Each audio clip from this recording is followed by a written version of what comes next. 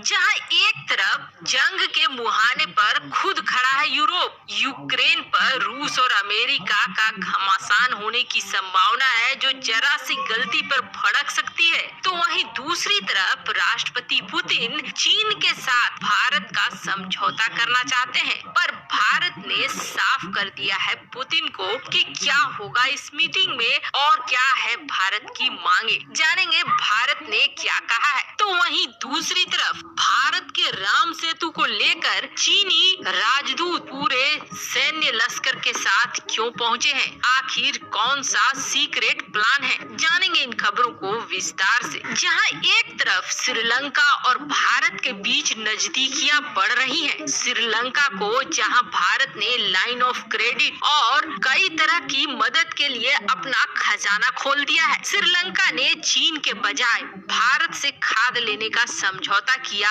और भारत ने न सिर्फ खाद दिया बल्कि चूंकि मौसम निकल रहा था, ऐसे में भारत ने अपनी वायुसेना का इस्तेमाल करके तुरंत खाद श्रीलंका पहुंचाया। अब इससे श्रीलंका, जो कि दुनिया के पहले पूरी तरह से जैविक खेती करने वाला देश बनना चाहता है और चीन से किसी भी तरह का रासायनिक खाद नहीं लेना चाहता है, उसको लेकर भारत ने जहां बड़ी मदद की, तो वहीं दूसरी तरफ ये एक बवाल का कारण भी बन गया, क्योंकि चीन की कंपनी के साथ 3700 करोड़ रुपए यानी करीब 99,000 टन जैविक खाद खरीदने का समझौता हुआ था जो टूट गया। बाद में चीन ने गुस्सा निकालने के लिए श्रीलंका के ऊपर हर्जाना भी ठोक दिया। अब श्रीलंका एक बड़े प्रोजेक्ट पर काम कर रहा था, वैसे ये हाइब्रिड एनर्जी सिस्टम का था, कहने को तो ऊर्जा का प्रोजेक्ट था, लेकिन ये 3 उत्तरी द्वीपों पर बनाया जा रहा था और ये 3 उत्तरी द्वीप भारत के बेहद करीब है।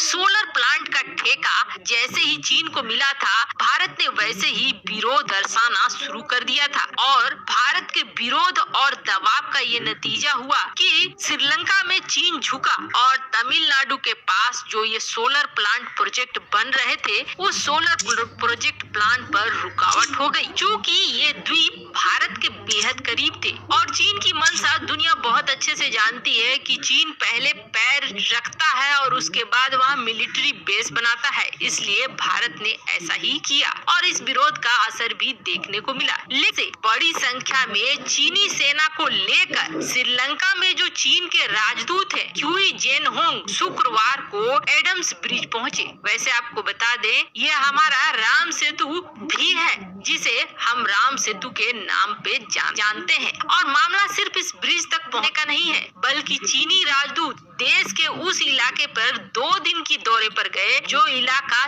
तमिल बहुल है। श्रीलंकाई नौसेना और थल सेना के सदस्यों को लेकर पूरे लाव लश्कर के साथ राजदूत को एडम्स ब्रिज तक ले जाया गया, यानी राम सेतु तक ले जाया गया। आपको बता दें, राम सेतु उत्तर पश्चिमी श्रीलंका और भारत में दक्षिण तट से दूर रामेश्वरम के पास मन्नार के द्वीपों के बीच में स्थित है। चट्टानों से बना हुआ ये पुल 48 किलोमीटर लंबा है और मन्नार की खाड़ी को पाक के जलडमरू मध्य से अलग करता है। राजदूत ने एडम्स ब्रिज के उस स्थान का दौरा किया जो श्रीलंका के तट से लगभग 17 मील की दूरी पर है। हाल के दिनों में किसी चीनी राजदूत द्वारा उत्तरी जाफना प्रायद्वीप की ये पहली यात्रा है। वैसे आपको बता दें, ये वो इलाका है जहां अक्सर तमिलनाडु और इधर के जाफना के लोगों के बीच में विवाद होता रहता है, झगड़ा होता रहता है। ऐसे में चीनी राजदूत का इस इलाके में पहुंचना कान खड़े कर रहा है कि क्या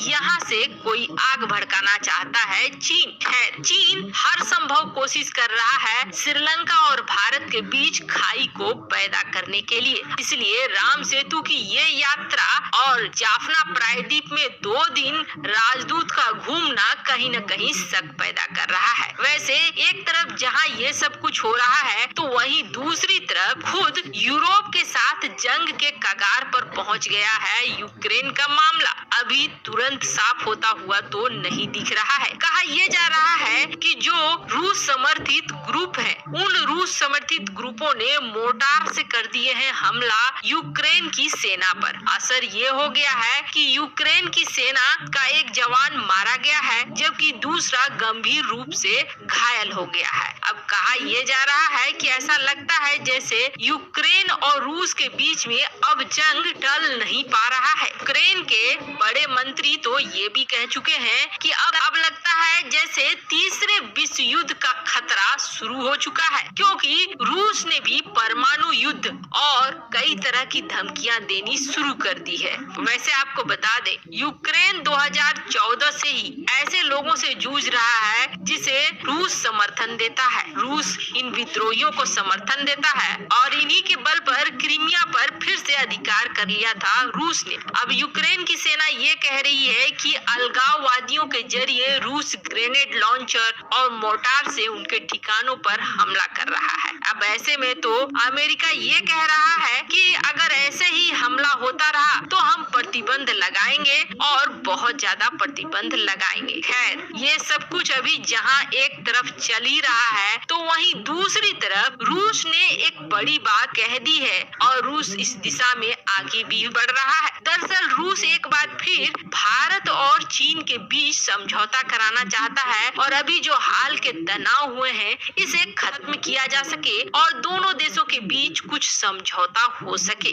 अब इसे देखते हुए भारत में एक्सपर्ट कई तरह की बातें कह रहे हैं। एक्सपर्ट का कहना है कि रूस इस स्थिति का फिर से चीन को ही फायदा दिलाएगा, भारत को कोई फायदा नहीं होने वाला है। तो वहीं भारत ने भी अपना पक्ष इस मीटिंग के होने से पहले ही रख दिया है। दूसरी तरफ रूस को भी भारत ने यही कहा कि हम इस मीटिंग के लिए तैयार हैं, लेकिन ये तय होनी चाहिए कि जहां पहले थे चीनी वहां उन्हें वापस लौटना होगा। ऐसा नहीं है कि हम पीछे लौटेंगे। अगर चीनी इस बात को मानते हैं तभी इस मीटिंग की सफलता निर्भर करेगी। वैसे रूसी पीएम क्या संदेश लेकर आते हैं भारत, वो उनके आने के बाद ही पता चलेगा। लेकिन इतना जरूर है कि रूस नहीं चाहता है कि इस वक्त भारत और चीन में तनाव बढ़े और किसी तरीके से यहाँ शांति स्थापित करके पश्चिमी देशों के चंगुल से रूस पश्चिमी देशों की तरफ जाने से भारत को रोकना भी चाहता है। वैसे भारत ने पिछली बार मीटिंग में साफ कर दिया था, चीन जिस तरीके से आक्रामक बन रहा है, हमारे पास और कोई उपाय नहीं है कि हम पश्चिमी देशों की तरफ अलाइन होंगे ही। इन सब का